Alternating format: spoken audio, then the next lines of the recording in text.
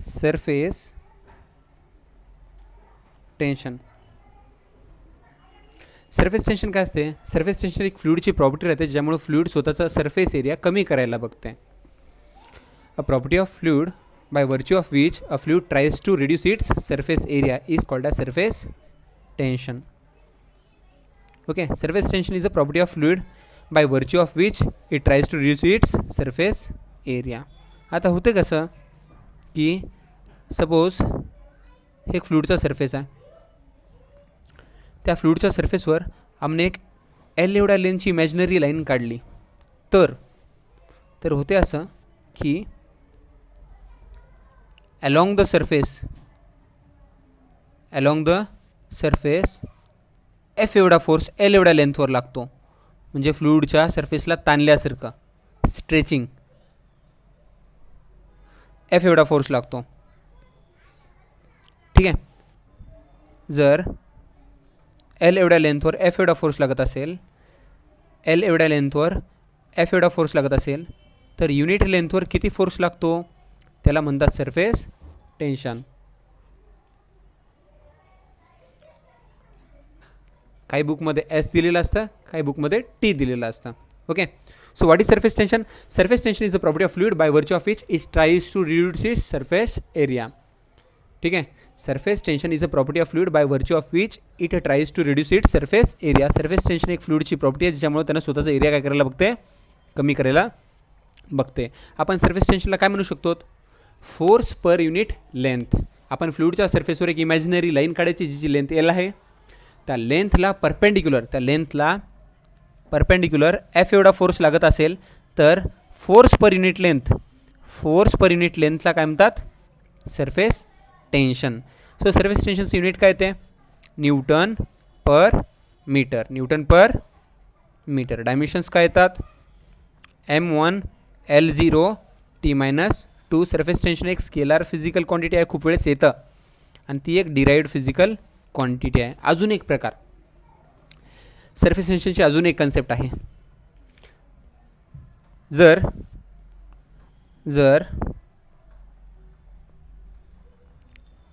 समजा आपण सी शेपची एक फ्रेम आणि त्याच्यावर एक छोटीशी स्लाइड म्हणजे एक रॉड ठेवलेला आहे.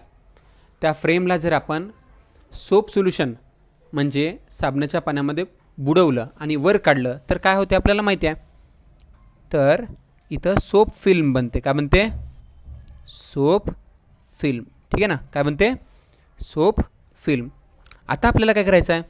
आता आपल्याला या रॉडला राईट साईडला ओढायचा आहे. का ओढायचा आहे? कारण आपण जर त्या रॉडला राईट साईडला ओढलं तर डी ए एवढा एरिया वाढतो. किती एरिया वाढतो? D A. समजलं ना.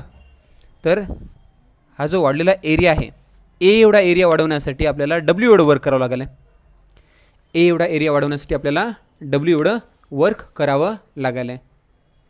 सेम होतं ज्यावेळेस आपण आपले दोन्ही हात धुते वेळेस एक बबल बनवायला बघतो ना, तर ते बबल बनवते वेळेससुद्धा एरिया वाढतो. ठीक आहे. तर इथे सुद्धा ए एवढा एरिया वाढवण्यासाठी डब्ल्यू एवढं वर्क करावं लागेल. तर जेवढं वर्क करावं लागतं तेवढं त्या वाढलेल्या एरियामध्ये एनर्जी स्टोअर होते. त्या स्टोअर झालेल्या एनर्जीला सरफेस एनर्जी म्हणतात. काय म्हणतात? सरफेस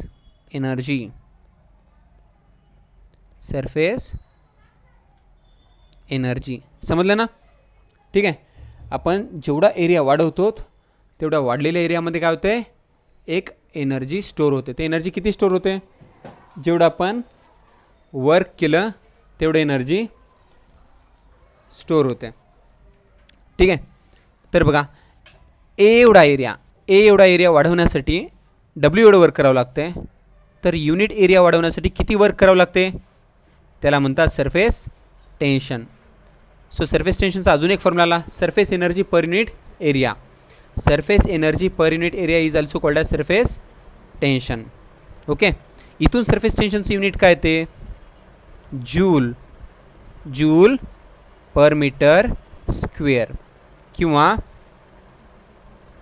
न्यूटन मीटर, दोन्ही आहेत. सो डायमेन्शन्स काय येतात M1 L0 T-2 scalar physical quantity आणि derived physical quantity.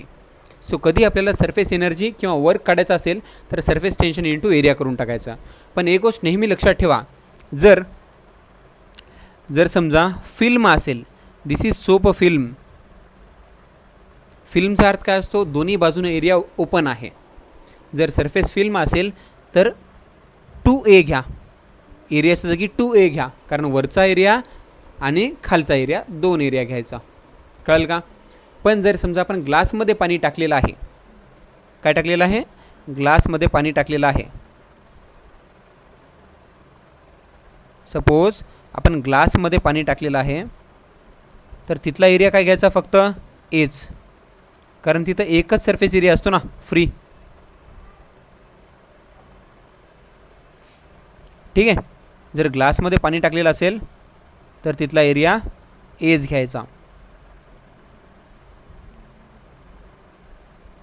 Free surface, याला काय म्हणायचं, फ्री सरफेस. फ्री सरफेसचा एरिया एज घ्यायचा. ठीक आहे. So this is surface tension. Surface tension is a property of fluid due to which it tries to reduce its surface area, and force per unit length is also called as surface tension, and surface energy per unit area is also called as surface tension. surface tension नेमकं काय असते कळलं का? आता surface tensionचं root cause, surface tension का असते, तर surface tensionचं रूट कॉज म्हणजे intermolecular forces, IMF, intermolecular force of attraction. There are two types of intermolecular forces. There are two types of intermolecular forces. Intermolecular force म्हणजे काय असते, दोन मॉलिक्युलच्या मधलं फोर्स ऑफ अट्रॅक्शन म्हणजे इंटरमॉलिक्युलर फोर्स. दोन मॉलिक्युलच्या मधलं फोर्स ऑफ अट्रॅक्शन म्हणजे इंटरमॉलिक्युलर फोर्स. दोन प्रकारचे इंटरमॉलिक्युलर फोर्स असतात. One is cohesive intermolecular force and another one is adhesive intermolecular force. What is cohesive intermolecular force? Cohesive intermolecular force म्हणजे काय असते, कोहेसिव्ह इंटरमॉलिक्युलर फोर्स म्हणजे काय असते, the force of attraction between like molecules और similar molecules. Force of attraction between similar molecules is called as cohesive force. Okay. जर सारख्या मॉलिक्युलच्या मध्ये फोर्स ऑफ अट्रॅक्शन असेल तर त्याला काय म्हणतात, कोहेसिव्ह फोर्स. पाण्याच्या वॉटरच्या मॉलिक्युलच्या मधला फोर्स ऑफ अट्रॅक्शन म्हणजे कोहेसिव्ह. ठीक आहे. आणि वॉटर आणि ग्लासच्या मधला ॲडेसिव्ह. The force of attraction between two different molecules is called as adhesive force. ठीक आहे ना. वॉटर आणि ग्लासच्या मधला force of attraction adhesive force. ठीक आहे. कोहेसिव्ह फोर्स म्हणजे force of attraction between similar molecules. Adhesive force means force of attraction between different molecules. ठीक आहे. आता यानंतर एक थिअरी येते, इंटरमॉलिक्युलर थिअरी. कोणती? Intermolecular theory for surface tension. For surface tension. आता ही थिअरी काय म्हणते, एक कंटेनर घ्या, एक कंटेनर घ्या. त्या कंटेनरमध्ये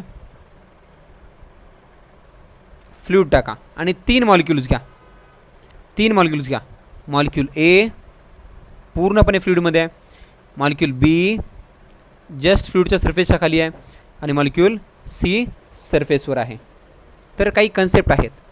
पहिली कन्सेप्ट आहे inter molecular force of attraction.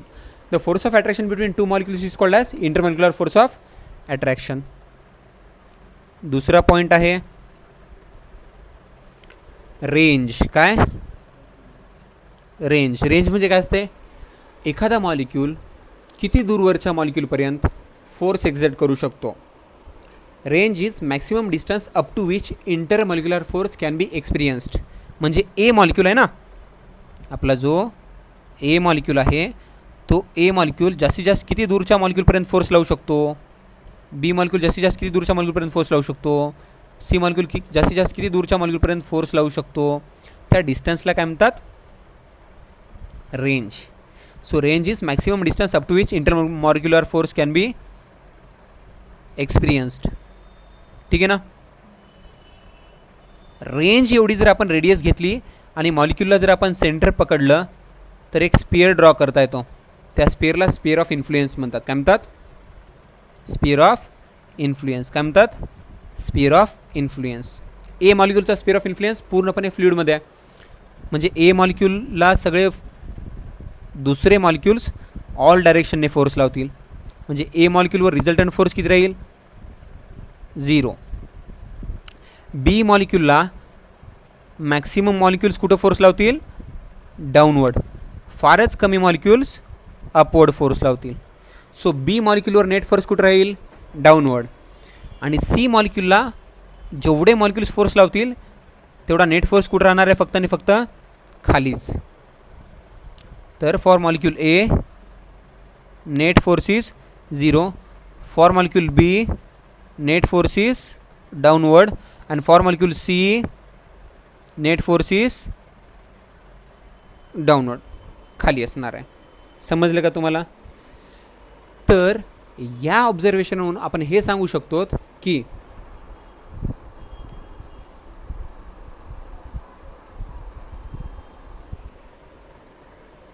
या मॉलिक्यूल या थेअरीवरून आपल्याला हे सांगता येते की जे मॉलिक्यूल सरफेसवर असतात त्यांच्यावर मॅक्सिमम फोर्स असतो आणि तो पण कुठं? डाऊनवर्ड. आणि या मॅक्सिमम डाऊनवर्ड फोर्समुळं फ्लुइडची जी सरफेस आहे ना ती स्ट्रेच्ड असते. कशी असते? स्ट्रेच. फ्लुइडची सरफेस एकदम स्ट्रेच असते आणि म्हणून फ्लुइड आपला सरफेस एरिया काय करू शकते? कमी करू शकते आणि सरफेस टेन्शनचा जन्म होतो. ठीक आहे का? So all molecules present on a free surface of liquid याला म्हणतात फ्री सरफेस. काय म्हणतात? Free surface. फ्री सरफेसची थिकनेस किती असते? रेंज एवढीच. ठीक आहे ना. तर फ्री सरफेसवरचे सगळे मॉलिक्यूल्स वर रिझल्टंट फोर्स कुठे लागतो? खाली. आणि फ्री सरफेस स्ट्रेच्ड मेम्ब्रेनसारखं बिहेव करते. म्हणून फ्री सरफेसवर आपण असं म्हणू शकतो की रिझल्टंट फोर्स डाऊनवर्ड असतो आणि सरफेस टेन्शन असं एक्झिस्ट करते इंटरमॉलिक्युलर थेअरीनुसार. सो इंटरमॉलिक्युलर फोर्स झाल्यानंतर रेंज झाल्यानंतर sphere of influence. Sphere of influence काय राहते ते आपण पाहिलं. स्पियर ऑफ इन्फ्लुएन्स म्हणजे रेंज एवढी रेडियस घ्यायची, मॉलिक्यूलला सेंटर घ्यायचं आणि एक स्पियर काढायचं ज्या स्पियरमधले सगळे मॉलिक्यूल्स ए बी आणि सीवर फोर्स लावले पाहिजे. एवर सगळे मॉलिक्यूल सगळ्या डायरेक्शनमध्ये फोर्स लावतात म्हणून resultant force 0. Beaver maximum molecules खाली फोर्स लावतात आणि सीवर फक्त आणि फक्त खालीच फोर्स लागतो. म्हणून मॅक्सिमम फोर्स कोणावर असतो? सीवर. म्हणून सरफेसवरचे सगळे मॉलिक्यूल स्ट्रेच्ड असतात. कळलं ना? हे झाल्यानंतर आपल्याला बघायचं आहे की कशा प्रकारे बबलच्या आतमध्ये प्रेशर आणि बाहेर प्रेशर वेगवेगळं राहते. एक्सेस प्रेशर, त्या पॉईंटला नाव काय द्यायचं? Excess pressure. एक्सेस प्रेशर एक कन्सेप्ट आहे, लक्षात ठेवा. सपोज इथे एक पडदा असेल आणि त्या पडद्यावर जर वरून कोणी प्रेशर टाकलं तर काय होईल?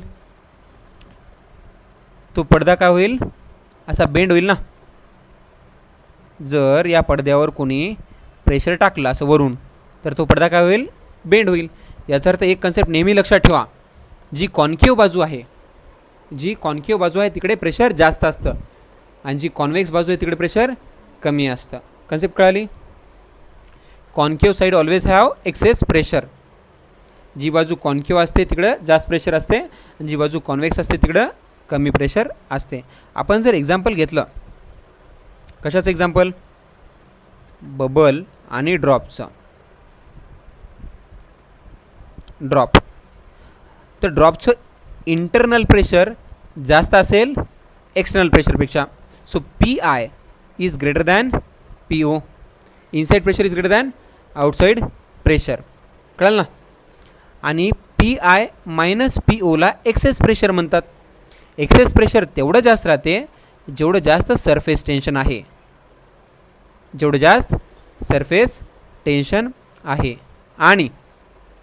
आणि जेवढी कमी रेडियस आहे. समजलं का? हे झालं ड्रॉप. समजलं ना? आता जर बबल असेल आपल्याकडे तर सेम कंडिशन, जर आपल्याकडे बबल जरी असेल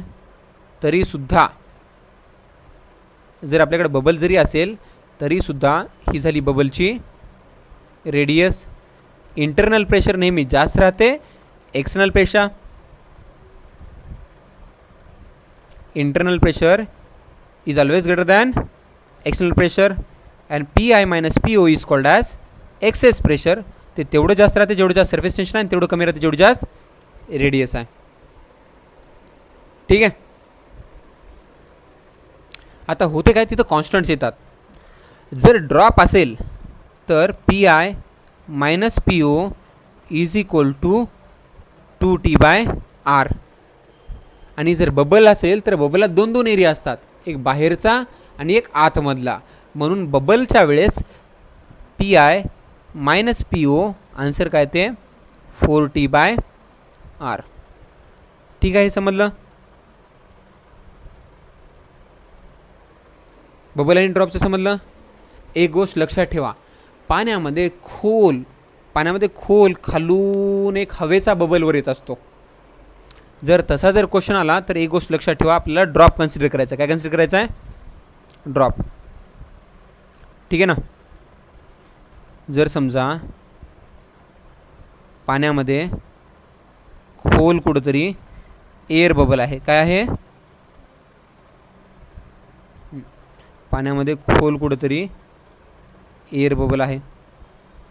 जर आपल्याला तो एअर म्हणजे हवेचा बुडबुडा जो आहे ना, तो हवेचा बुडबुडा जर दिला असेल तर त्यावेळेस कोणता फॉर्म्युला यूज करायचा आहे? ड्रॉपचा. कारण त्या हवेच्या बुडबुड्याला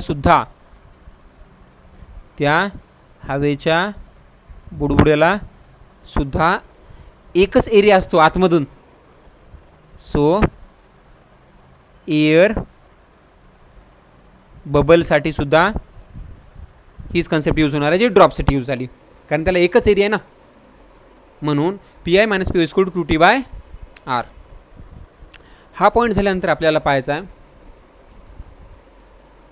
अँगल ऑफ कॉन्टॅक्ट. काय पाहायचं आहे? Angle of contact. आणि शेप ऑफ मिनिस्कस आणि शेप ऑफ ड्रॉप एकदाच पाहूया. Angle of contact theta, shape of meniscus concave आणि कॉन्वेक्स काय बनेल?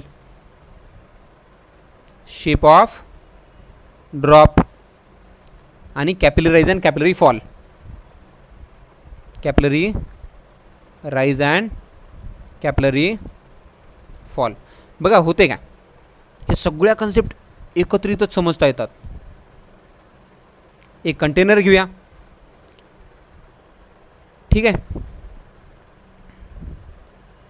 एक कंटेनर घेऊया. अजून एक कंटेनर घेऊया.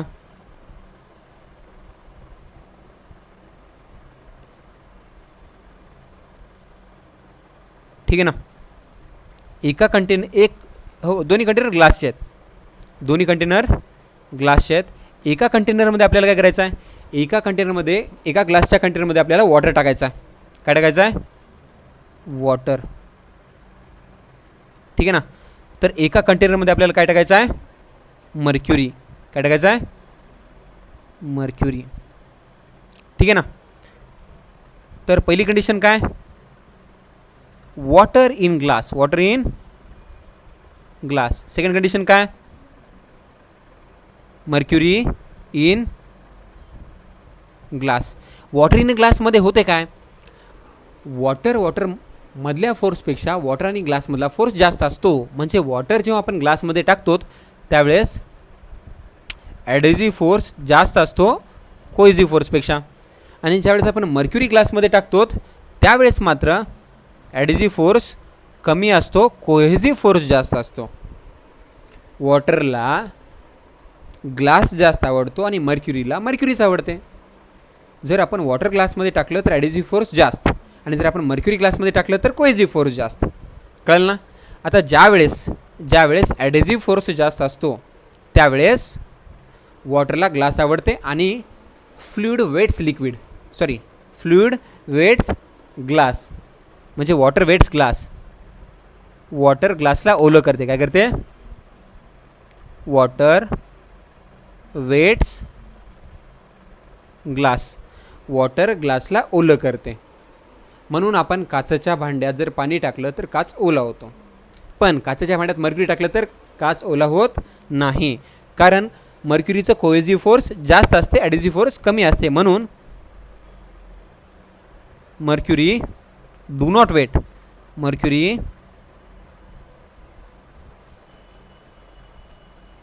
Do not wet glass.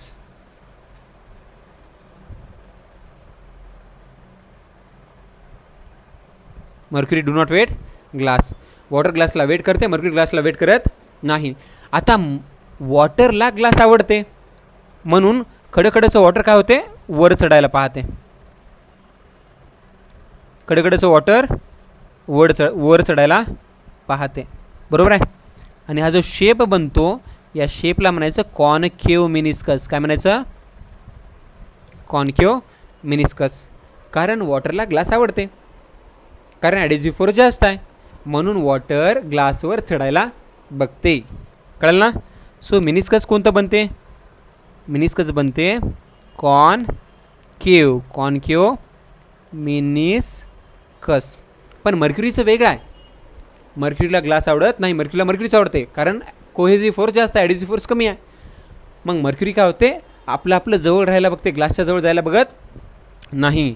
म्हणून खडखडचं जे मर्क्युरी आहे ना, ते खडखडचं मर्क्युरी आपलं खाली यायला बघते. ठीक आहे. म्हणून कोणता मिनिस्कस तयार होतो? कॉन्वेक्स मिनिस्कस तयार होतो. Convex meniscus. कॉन्वेक्स मिनिस्कस तयार होतो. ठीक आहे ना? आता हे झाल्यानंतर आपल्याला पाहिजे angle of contact. Angle of contact काय असतो? ध्यान देऊन बघा. हा पॉईंट ऑफ कॉन्टॅक्ट. ठीक आहे. पॉईंट ऑफ कॉन्टॅक्ट कळाला? हा येलो कलरचा पॉईंट ऑफ कॉन्टॅक्ट. बघा, आपल्याला एक टँजंट काढायचे आहे. आपल्याला काय काढायचे आहे? टँजंट. कुठे काढायचे आहे? Tangent to free surface of liquid. Tangent drawn to free surface of liquid. Tangent drawn to free surface of liquid. And लिक्विडच्या फ्री सरफेसलाच टँजंट काढायचे आहे. आणि ते सॉलिड जे फ्लुइडच्या मध्ये आहे, ते सॉलिड जे फ्लुइडच्या मध्ये आहे, यांच्यामधला जो अँगल आहे ना, त्या अँगलला काय म्हणायचं? Angle of contact. So angle made by tangent and solid is called as angle of contact. Angle made by tangent and solid is called as angle of contact. इथं अँगल ऑफ कॉन्टॅक्ट कसा असतो? Angle of contact is less than 90. Angle of contact is less than 90. Angle of contact म्हणजे नेमकं काय? Angle made by tangent to free surface and solid within a liquid is called as angle of contact. टँजंटनं आणि सॉलिडनं बनवलेला angle. पण solid कोणता घ्यायचा? लिक्विडच्या मधला solid. Angle made by tangent and solid within a liquid is called as angle of contact. For water glass angle of contact is less than 90. तर इथं बघा, इथं tangent to free surface of liquid, tangent to free surface of liquid and solid within a liquid, and solid within a liquid is called as angle of contact. लिक्विडच्या सरफेसला tangent काढायचं आणि ते solid जे लिक्विडच्या मध्ये आहे, या दोघांच्या मधला अँगल म्हणजे काय राहते? Angle of contact. ठीक आहे ना? जर आपण मर्क्युरी टाकला असेल तर अँगल ऑफ कॉन्टॅक्ट काय येतो? Obtuse greater than 90. एक गोष्ट लक्षात ठेवा, इकडं कॉस थीटा पॉझिटिव्ह येतो, तर इकडे कॉस थीटा निगेटिव्ह येतो. Where theta is angle of contact. समजलं ना? म्हणूनच एक खूप बारीक रेडियस असलेली दोन्ही बाजूनं ओपन असलेली काचेची नळी त्याला कॅपिलरी म्हणतात. काय म्हणतात? कॅपिलरी. जर खूप छोटी रेडियस असलेली दोन्ही बाजूंनी ओपन असलेली खूप छोटी रेडियस आणि दोन्ही बाजूंनी ओपन असलेली एक काचेची नळी जर आपण घेतली, ज्याला काय म्हणतात? कॅपिलरी. आणि ती कॅपिलरी जर आपण वॉटर आणि मर्क्युरीच्या कंटेनरमध्ये ठेवली तर काय होते? जर तीच कॅपिलरी आपण वॉटर आणि मर्क्युरीच्या कंटेनरमध्ये ठेवलं तर काय होते? तर होते असं की वॉटरची लेवल वर चढते. कॅपिलरीच्या मध्ये वॉटरची लेवल वर चढते आणि मर्क्युरीची लेवल खाली उतरते. वॉटरची जी लेवल वर चढते त्याला कॅपिलरी राईज म्हणायचं आणि मर्क्युरीची जी लेवल खाली उतरते त्याला कॅपिलरी फॉल म्हणायचं. काय म्हणायचं? Capillary fall. ठीक आहे का? याचं रिझन पण सरफेस टेन्शनच आहे. ज्यावेळेस आपण एक कॅपिलरी ग्लास कॅपिलरी वॉटरमध्ये बुडवतो त्यावेळेस एच एवढ्या हाईटचं वॉटर वर चढतं. आणि ज्यावेळेस आपण ग्लास कॅपिलरी मर्क्युरीमध्ये बुडवतो त्यावेळेस काय होतं? एच एवढ्या डेप्थचं मर्क्युरी खाली उतरतं.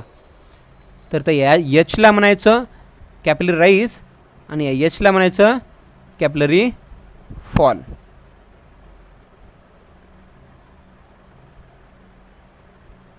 Capillary rise and capillary fall.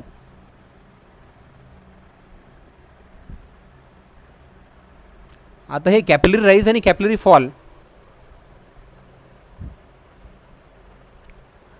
जे एच आहे ते कोणावर डिपेंड राहते?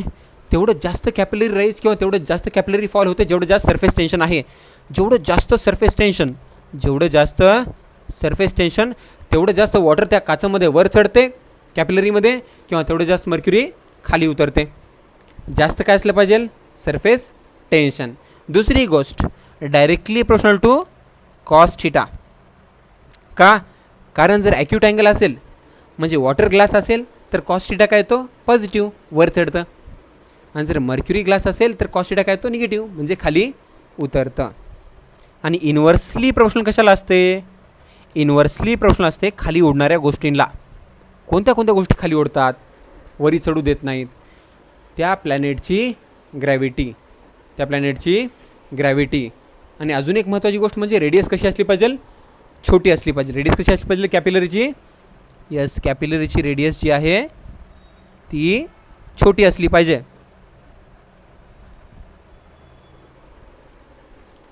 आणि ते जे फ्लुइड आहे त्या फ्लुइडची डेन्सिटीसुद्धा कशी असली पाहिजे? कमी. कारण हलकं फ्लुइड लवकर वर चढतं.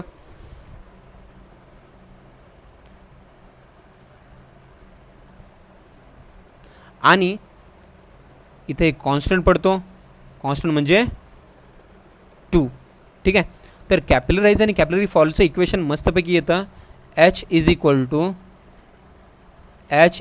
To 2t cos theta divide by rho R G. 2t cos theta divide by rho R G. नेहमी लक्षात ठेवा, R is the radius of capillary. कधी कधी आपण small R divide by cos थिटाला कॅपिलर लिहू शकतो. कॅपिलर म्हणजे काय राहते? कॅपिलर म्हणजे या मिनिस्कसची रेडियस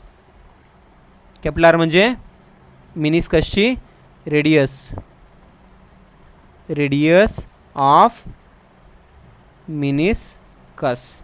सो आपण कॅपिलराइज किंवा कॅपिलरी फॉलचा फॉर्म्युला एच इज काय लिहू शकतो? 2t बाय रो कॅपिलर जी. ठीक आहे ना? तर हे पॉईंट नेहमी लक्षात ठेवा की जेव्हा ॲडेसिव्ह फोर्स कोहेसिव्ह फोर्सपेक्षा जास्त असतो, example water in a glass, आपण एक्झाम्पल लक्षात ठेवलं तर सगळंच लक्षात राहते. जर आपण ग्लासमध्ये वॉटर टाकतो त्यावेळेस ॲडेझिव्ह फोर्स कोहेझिव्ह फोर्सपेक्षा जास्त असतो. त्यावेळेस वॉटर ग्लासला वेट करते, ओलं करते. त्यावेळेस कॉन्केव्ह मिनिस्कस फॉर्म होतो. त्यावेळेस अँगल ऑफ कॉन्टॅक्ट ॲक्यूट असतो. कॉस थिटा पॉझिटिव्ह असतो, म्हणून कॅपिलरी राईज होते. काय होते? कॅपिलरी राईज होते. तर या उलट ज्यावेळेस आपण मर्क्युरी ग्लासमध्ये टाकतो, ज्यावेळेस आपण मर्क्युरी ग्लासमध्ये टाकतो त्यावेळेस काय होते? त्यावेळेस ॲडेझिव्ह फोर्स कमी असतो कोहेझिव्हपेक्षा. मर्क्युरी ग्लासला वेट करत नाही. कॉन्वेक्स मिनिस्कस बनते, ऑप्टिव्स अँगल बनते आणि कॉस थिटा निगेटिव्ह असतो, म्हणून काय होते? Capillary fall. काय होते? Capillary fall. ठीक आहे ना. आपल्याला कधी कधी विचारतात स्पेसमध्ये हे एक्सपेरिमेंट केलं तर वॉटरमध्ये कॅपिलरी टाकल्यानंतर त्या कॅपिलरीची हाईट किती राहील? या फॉर्म्युल्यामध्ये जर आपण जीच्या जागी 0 ठेवलं तर आन्सर काय येतं? इन्फानाईट. पण आन्सर तसं नसतं. ते फ्लुईड तोपर्यंतच वर चढतं जोपर्यंत ते ओपन सरफेस येणार नाही. फ्लुईडच्या हाईट एवढंच चढतं. कॅपिलरीच्या हाईट एवढंच फ्लुईड वर चढतं. म्हणजे फ्लुईडची हाईट आणि कॅपिलरीची हाईट सेम राहते. ठीक आहे. आणि जर आपल्याला कोणी विचारलं की ड्रॉपचा शेप कसा होतो, तर ड्रॉपचा शेपसुद्धा इथं समजून सांगता येतो की काचवर जर वॉटर टाकलं तर ड्रॉप बनतो